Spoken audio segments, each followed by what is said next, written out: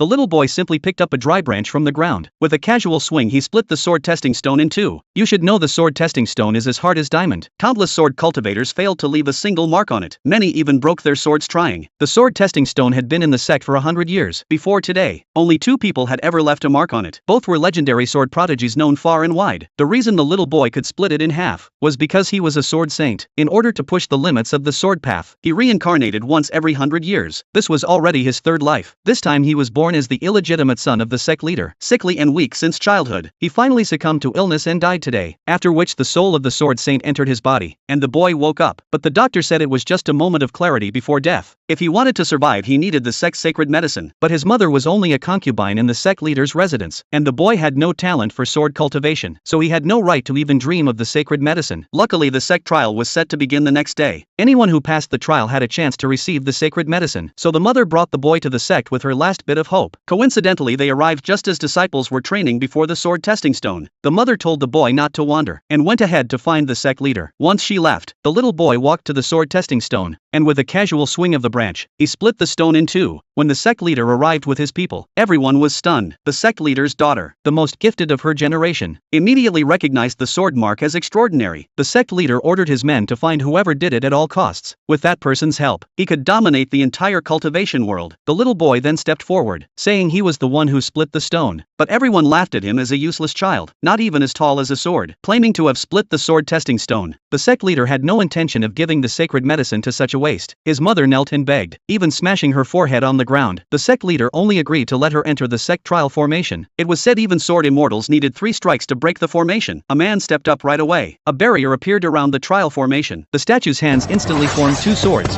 Several waves of sword energy rushed at him, but he easily defeated them. The second round sent tens of thousands of sword strikes flying. Everyone thought he would break the formation with ease, yet the boy softly said it would take at least 10 moves to pass. The man unleashed his strongest sword technique, and finally broke the formation in 11 moves. As he landed he mocked the boy for being a useless fool, daring to covet the sect's sacred treasure. The boy's mother tried to enter the trial, but the sect leader's daughter stepped in first, and used the most basic sword techniques to teach her how to break the formation. She cleared the formation in just 2 moves. Then it was the mother's turn. In the first round, she followed the sect leader's daughter's moves and passed easily. But in the second round, a torrent of sword energy surged toward her. With her strength she had no hope of breaking the formation. The boy quickly called out to her, saying to throw the sword into the sky, and she could break the formation in a single strike. Everyone around burst into laughter. No one believed a child who had never trained in swordsmanship could know the way. But with the sword energy closing in, she had no choice but to try her son's method.